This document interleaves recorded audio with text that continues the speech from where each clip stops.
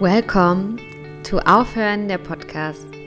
This is a feminist, spiritual, business empowerment podcast. I am your host Sophia, and I am here with you to explore how the business of spirituality works and how personal development and spiritual practices elevate the feminine in business.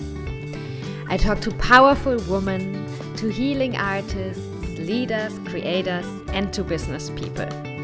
Also, I myself share raw and vulnerable what I experience and learn while I align my work, my bank account, and my soul.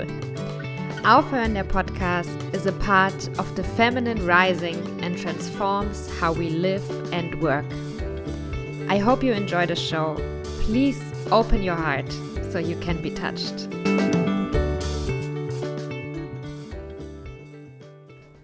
So, if this podcast sounds a bit different than the other ones, than the ones before, we have several reasons for that. The first is that I'm on another continent. I am in my second home, or in my third home, I don't know. I'm in Africa, I'm in Cape Verde, and it's in the evening and outside is a bit loud here. So if you hear a dog barking, or some reggaeton, or some people screaming something in a foreign language, that's Santa Maria. The other reason is that I am laying on my belly on the bed.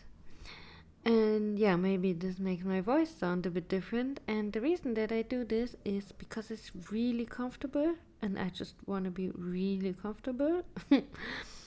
And now that you are listening to this and you know that I am very comfortable while recording it, it would be my wish that you are also very comfortable while listening to it. So take a breath.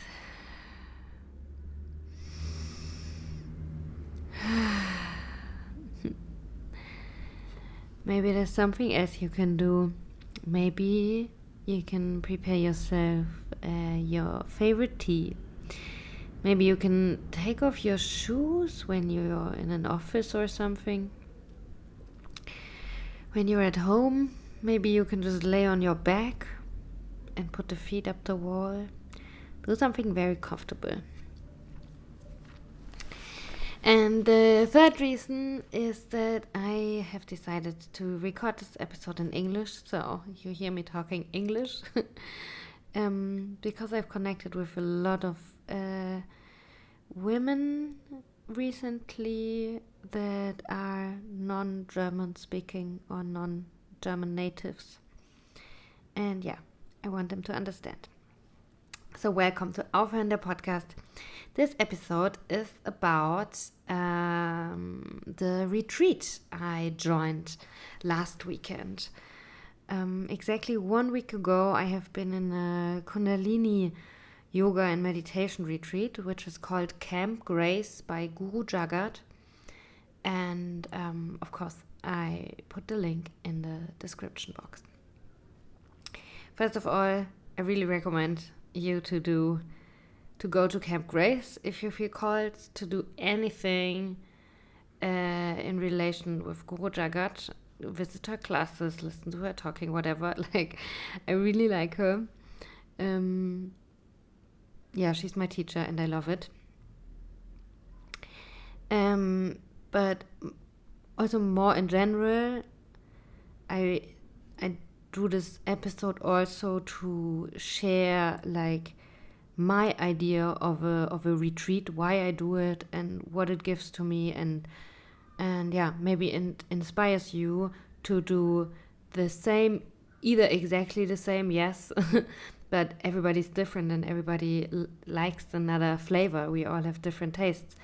So I would be also very happy to inspire you to find out or to explore what kind of retreats you would like to go to. So retreat sounds like a lot of fun and relaxing, and I don't know, just like getting facials and foot massages and laying on a pool, and that's not exactly what it is, at least not for me. For me, retreat means to withdraw from your everyday life. And it has developed for me in the last, it's the third year in a row now, that once a year I withdraw. Once a year I stop doing whatever I do and I stop being whatever I am or what's expected of me. And I just go for a few days and take care of my soul. And I do some kind of spiritual practice. So I did a Vipassana, there was a 10-day retreat. Last year I did a Osho meditation. Yeah, and this year I decided to follow my urge, to fulfill my desire, to connect closer with Guru Jagat and her Kundalini Yoga teachings.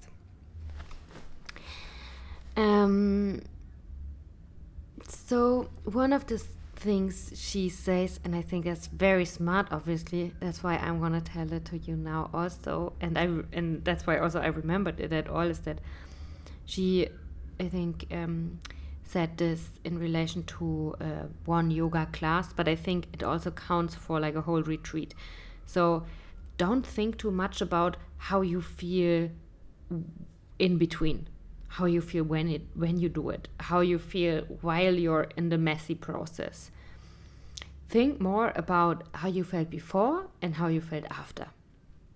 And I think that's awesome because, yes, of course, in the middle of the yoga class, after Chaturanga number 300 million, we don't feel that well. But after yoga, we feel mostly way better than before. And the same goes for retreats.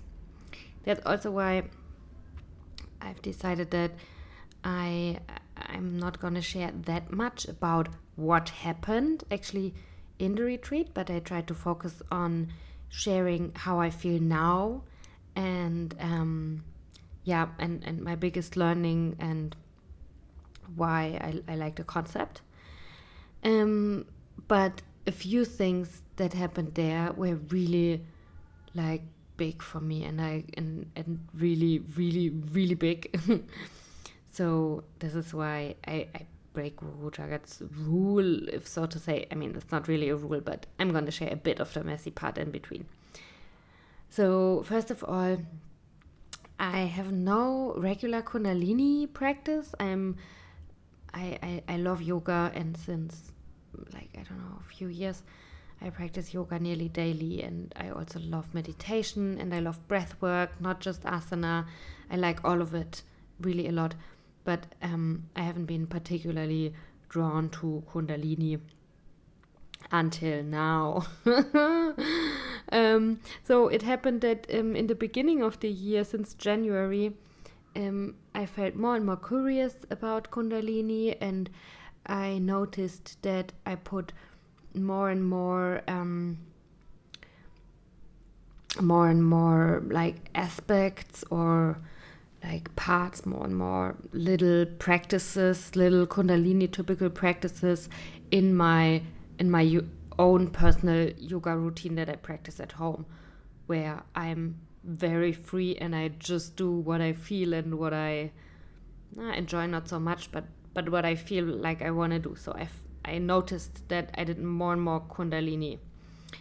And and then somehow I found Guru Jagat, and she's this amazing woman. So she's a woman, and yes, she's called Guru Jagat. And I mean, go ahead and Google it yourself. But I know that the word guru is very,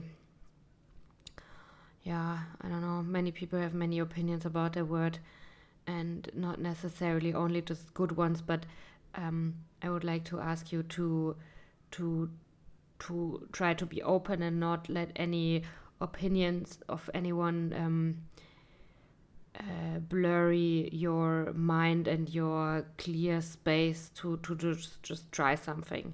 So if you Google the literal translation of guru, it's actually not that bad. And if you listen to her speaking, she's just super amazing. She's I really like her a lot. She's so powerful. She's so feminine. She's so, she's smart. And yeah, I just like, also, I don't feel like I need to really justify or explain with a lot of facts why I find that she's so very cool. But me personally, I just felt that I was pulled towards her. So I thought, okay, I try that. And I think that's a really good way to try anything. Just observe what you get pulled to. No? Maybe for you it's a different teacher, a different practice. I don't know. Yeah, what can I say? Kundalini is crazy shit, no? So I'm really hooked now. I really like Kundalini.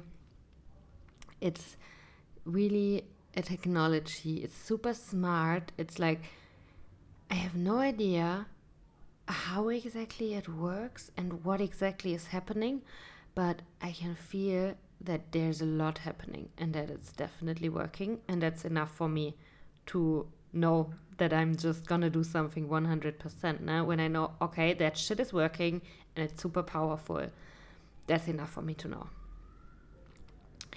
And yeah, so it was a 4-day retreat in Mallorca. It started on Thursday and ended on Sunday. And I don't know if I should really bore you with how one day there was. Yeah, maybe I tell you. So there were around 160 women from all over the world. And really, like, listen to this, it's the fucking truth. One woman was more beautiful, more shiny, more, I don't know, so fantastic. I was surrounded by goddesses. And yes, I was also one of those. But yeah, everybody was really so amazing, so shiny, so like really, really, yeah, super pretty. And it's a superficial fact, but I think it shows a lot.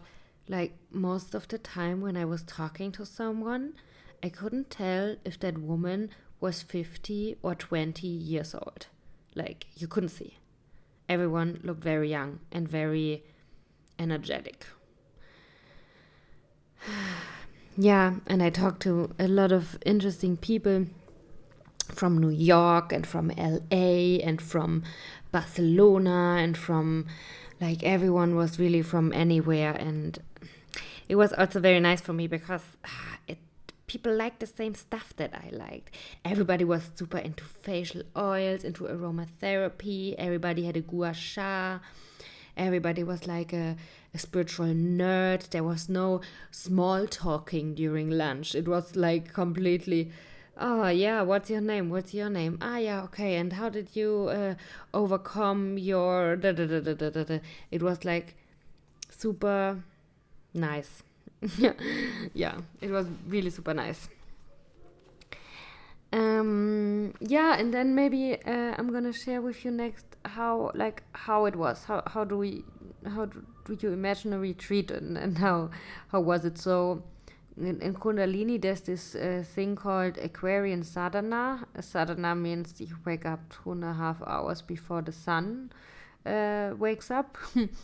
And then you do practice a lot. You have a cold shower at 4 o'clock in the morning, and then you start practicing. And that sounds very hardcore. And also, I didn't do it in the first night because I thought, like, oh my god, everybody here is crazy, I need my sleep.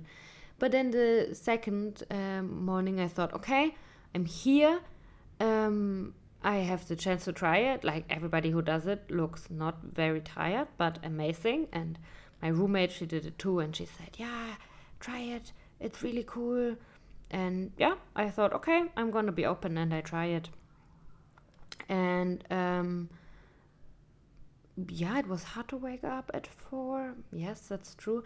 I think it's a bit like intermittent fasting. When you do it every now and then, it's really hard, but when you do it always as a routine, I guess you're just used to it. And it's based on this idea that when you give something, you get twice of it back. So when you wake up like 2 hours earlier than you would usually wake up, you feel 4 hours more awake. That's kind of the idea. And I think one time I did it, yeah, from the time that I did it, I can say that for me it was true. Like the day that I woke up for the morning sadhana, I was not tired all day, and I had a really good day, and I felt very good, better than the other days. But I don't know if that had something to do with that or not.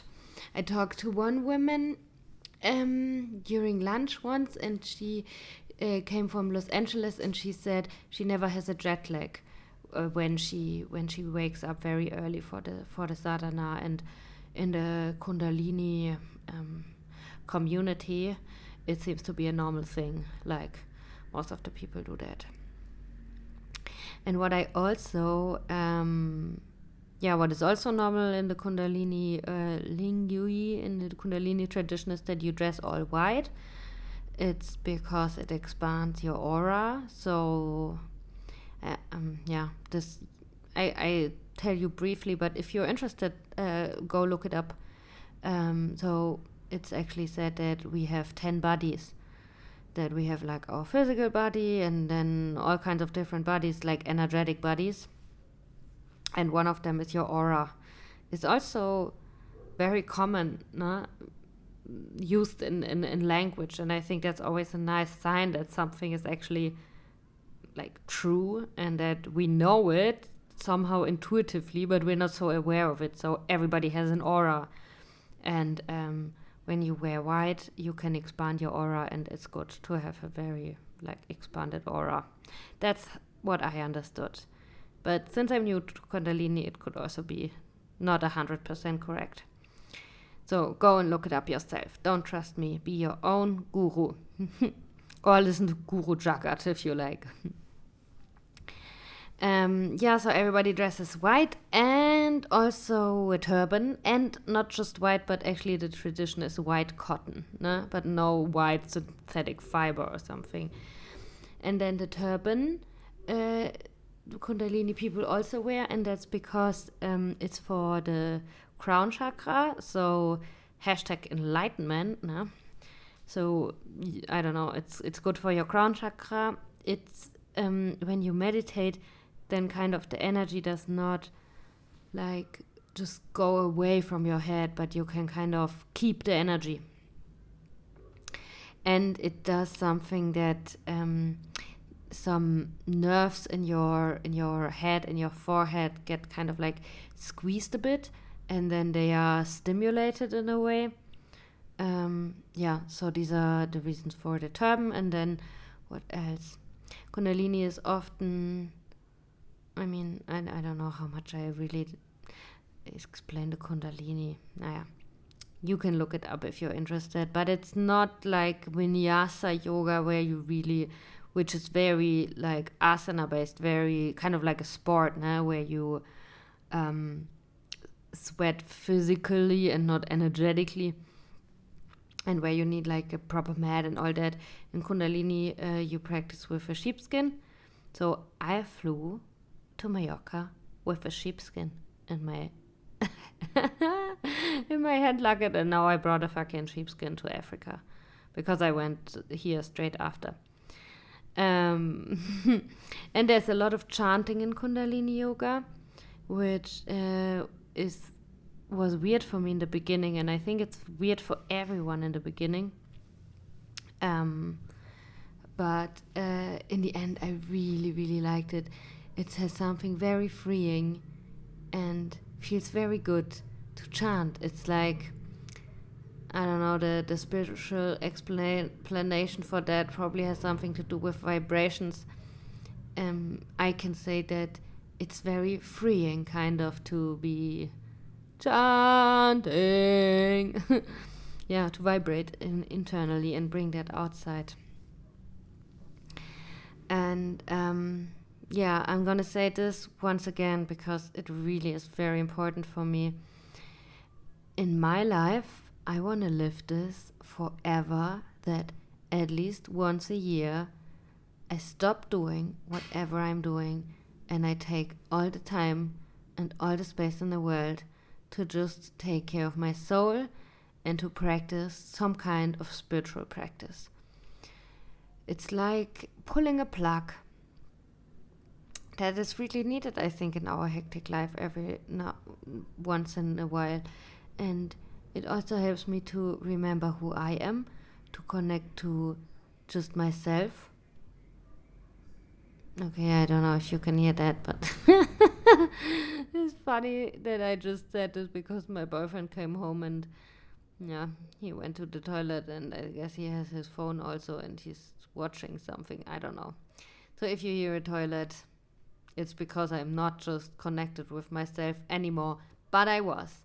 That's why I went to this retreat. I'm connected so much with the outside world, like we all are. No, we are all connected with so many people, and then people and things, and then sometimes I think it's very good to take time to strengthen your relationship with yourself, to to go on a date with yourself, or a holiday with yourself, with your soul. And I think it's also, for example, like just booking a hotel room for 4 days and just hanging out there is not the same. For me, it needs to be connected with some kind of spiritual work. It's not easy. It is hard. It requires effort and dedication. And so just laying in the sauna doesn't work for me. It's also very nice, but then I kind of stay in my comfort zone. And I want to work hard in a way, so I can push myself, and I can like do something that I usually don't do. And that's why I also need to be in another surrounding. I don't want to cook. I don't want to clean. I don't want to no. I don't want to have my phone with me. I'm just then there. And now I share with you, because I know that we all like looking at accidents. I think that's the theory behind it. So I share with you a few things that happened there. A few like emotional breakthroughs, or what happened for me. So the most remarkable thing for me was that I cried a lot. I cried often and a lot there. Sometimes because I was so amazed by the beauty of the world, sometimes of joy, sometimes of sadness, sometimes of anger. And when I cried of anger, that was so intense.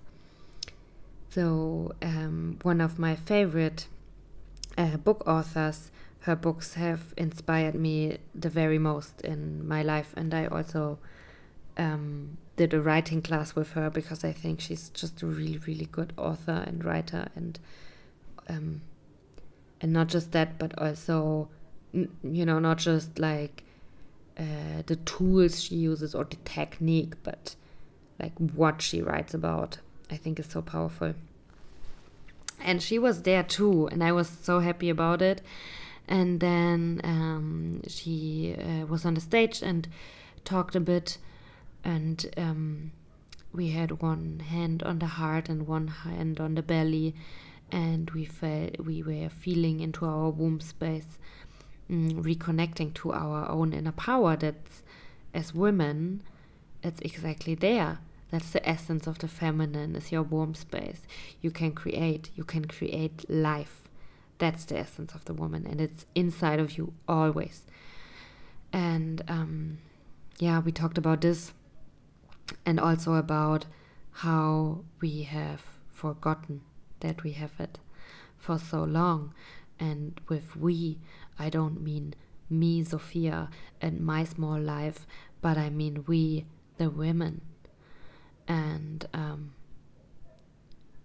it's been, I don't know, thousands of years maybe, that women have been told they have no power, or their power is somewhere outside of them. yeah, so that was kind of like the big topic that we were talking about, or that she was talking about, and we were listening, and then we did a meditation and all that, and I started crying and crying and crying so much I could not stop crying. I could not stop crying. And the reason, I listened then inside of myself and I thought, okay, why do I cry now? I mean, it was clear for me I was not embarrassed. When you go to a retreat, you don't go there to be normal. You go there to be yourself and to let everything go that needs to go, and to really feel yourself and to look at yourself. And I would never, ever try to hide a feeling I have in a retreat. It's a safe space. So I wasn't ashamed. I was proud, kind of, that I could feel so much, and I knew that, oh my god, this is very overwhelming. It's not just a little cry, like it's getting out of hand, I cannot control, but the cry is controlling me. And so I knew that is something very powerful that's happening here for me, and so I just let it be. And yeah, I cried and I cried and I cried. I cried for 2 hours. I could not stop crying. And the reason why I cried was because I am so angry. I am angry with the world. I am angry. I'm also very happy and grateful that I can connect to the power that's inside of me. And when I say connect, I don't mean just with my brain somehow thinking, yeah, okay, good, I have power inside of me. But no, I can feel it. I can feel it. And that's a connection for me. And I cried at the once because I was so like overwhelmed by being connected with my own power again after generations of disconnection. And then I was so angry because we, and with we I mean women, were disconnected so long. And then of course I think, okay, but who can I be angry at? Who can I blame? It would be so easy to blame men. It would be like, yeah, it's your fault. I hate all men in the world. But it's not so easy. So I don't know who to blame. So I just blamed the whole world. And so I was angry with the whole world. And what was then also interesting, that I was angry, and what did I do? I cried. I cried a lot. Like, I don't know. When I think just in general, how do humans express anger? I would be like, okay, someone screams, someone gets aggressive, someone needs to, I don't know, hit the head on the floor, or break something, or I don't know, scream. But I cried because of anger. And that was, I think, one of the most intense things that happened during the retreat, that I had this one cry that was several hours and super overwhelming, and I just let it be. And then afterwards I also went to this woman, this author, Lisa Lister. I'm gonna say it. I went to Lisa Lister, and everyone, and we were kind of like queuing there, and I just couldn't stop crying, and it was so nice in the queue. Everybody, like, or not everybody, but a few women there, and I got one of the nicest hugs in that queue from a woman from Denmark. Oh, she was so beautiful and so sensitive. And I don't know how she knew that I needed exactly that kind of hug. I mean, when someone cries, it's kind of obvious that maybe a hug would help. And when I stand there like a crying little something, maybe it makes sense that I get a hug. But also the kind of hug she gave me, how she hugged me, that was exactly what I needed. So I'm sure that she is a very powerful healer, intuitive.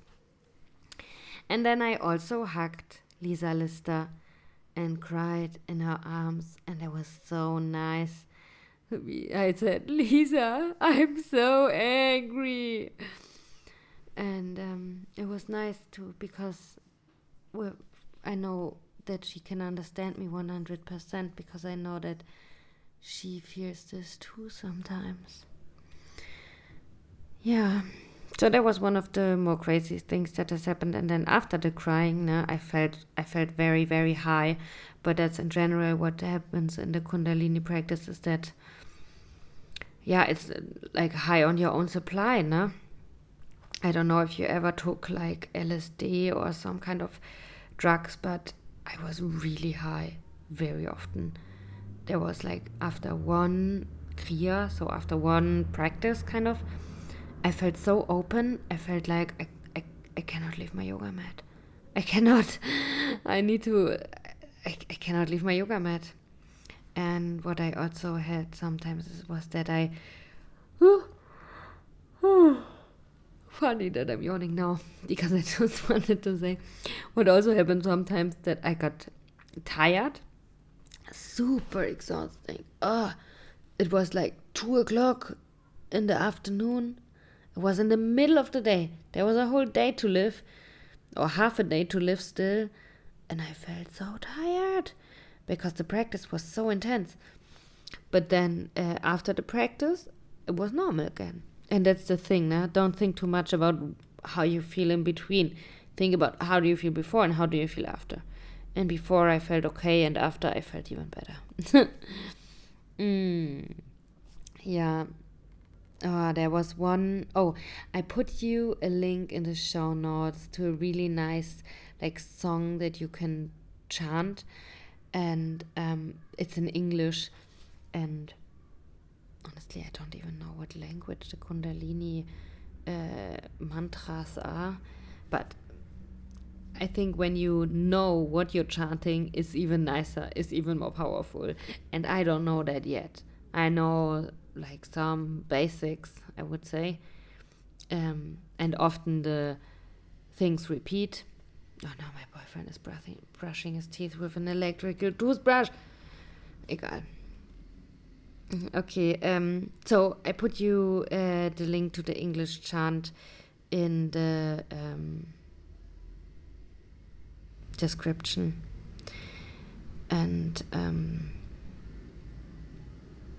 yeah, and there was also one highlight of mine, that we were in like a power posing, I would say, in non-Kundalini spiritual. It was like a certain pose we were in, and that's sometimes also in Kundalini that what makes it hard is that you stay really long in one certain pose. And so we were in a pose that felt very powerful, and there were 160 women, one more vibrant, beautiful, strong, powerful, amazing than the other. I in the middle of all of them, and we were chanting this mantra, this English mantra about powerful women for like 15 minutes, and that was so nice. That was super, super nice. Okay, so how do I feel now? How do I feel after the retreat? Have I felt before? So I really needed it, because I noticed that I needed it at that time, because I had spent a few days, a few weeks in the city, just city, and I can always like feel this a lot in my system. I can see it in my skin, I can see it in my face, I can notice it in my sleep, and I love Berlin and I love being there, but I need to go out and connect more to myself and nature on a regular basis. So that's how I felt before, kind of. And afterwards, I felt peaceful, I felt happy, I felt powerful, and I felt grateful. And what I also felt a lot is I felt very, very connected. I felt connected to all these women, and that was also one of the things I was the most grateful for, that there is a place, that someone in the world creates this safe space for women so they can just be and connect with each other, because in another environment I could have not connected that well with all of these women, or most of them probably. I would be maybe intimidated by their beauty, by their power, whatever, would see myself as less. And yeah, and that was just not the case there. And that was actually one of the transitions that I noticed a lot from the first to the second day. In the first day, I did not feel so connected to everyone. On the first day, I felt that everybody there is kind of on another level than me, depending on which topic. Sometimes on a higher level, sometimes on a lower level, whatever. I was kind of like, either I was making me small, or I was making the other small, or I was judging, and I'm honest about that. No, I wish it wouldn't be, but I the first day actually I was very insecure. I was like, every time there was lunch, I was like, oh my god, who do I sit to now? Next to whom do I sit? And yeah, but then in the second day, it completely switched, and I felt accepted and loved by everyone, and I accepted and loved everyone there. I didn't worry anymore who I would sit next to during lunch, because I knew that it didn't matter. I just sit next to anyone, and I 100% knew and trusted that it would be an awesome conversation and a great lunch, and that the other woman is towards me with nothing but love, and I was towards the other women with nothing but love. And I could also show that. Yeah, and I think here we also come towards the end already. And that's my biggest learning. My biggest learning from this particular spiritual retreat. Yeah, I'm going to tell you soon, but in general, my biggest learning about spiritual retreats, it's very crucial for me. I felt like, there was a nice analogy I made. I felt like I rearranged my living room, my internal living room. I still have all the same furniture, but it stands somewhere completely different. That's how I felt. And I think anyone in the world should have the space to connect with themselves deeper, because I truly believe that we would then all have something that's a little bit better. And when I came here, for example, I told my partner right away. I thanked him, because I know that it's also in partnerships not, I mean, for us it's normal, and I would never want to have it any other way. I would never have any other way. But I know that in other relationships, maybe it wouldn't be that easy, just doable, that one of the partners says, okay, for 4 days, I'm gone. You cannot call me on my phone. I'm just going to take care of myself, and I'm going to connect very deeply to a lot of people, but it's not you. It's women. Yeah. And so I thanked my partner that I could get to do that. And I told him at the same time that if at any time in his life he feels that I would 100% support him and give him the space and be like, hey, you need a week, you need 2 weeks, you need a month, turn your phone off, stop being whatever you need to be, and just be yourself. It's fine for me. And and this, I think I said because I really noticed how nurturing and important it is for me to do this at least once a year. Of course, always when I'm back, I'm like, okay, I want to do this more often. And I wish I would do it more often. I could do it, but I can. I wish I would do it more often, but I don't. So I make a rule, and the rule is once a year. And funnily, it's always around autumn time for me, towards the end of the years. For me, a good time. So, and of this particular retreat, Camp Grace by Guru Jagat, my biggest learning is that I am deeply touched by the beauty of women, of the feminine. At the last evening, we had there was a performance. Everyone had to dance in front of everyone else.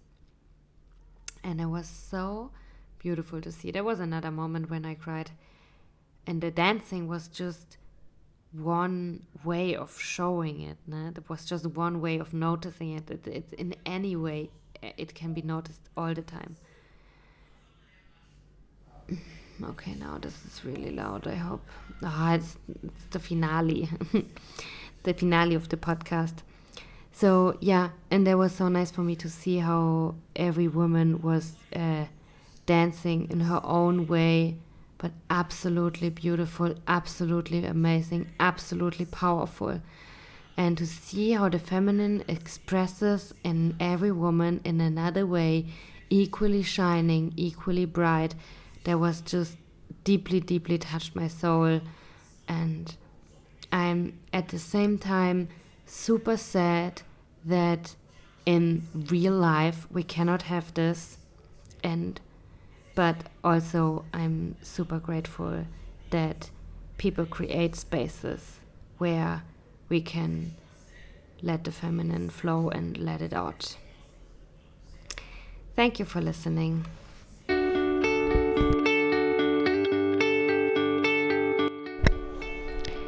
If you like the show, go ahead and send it to your favorite person.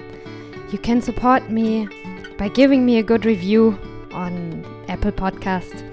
You can send me a message on Instagram. Reach out to me. I will be very happy to hear from you. Also, don't forget to check out the show notes because I always put a lot of nice information in there. You can find links to my guests or further book recommendations, things to read. And now I wish you a great day.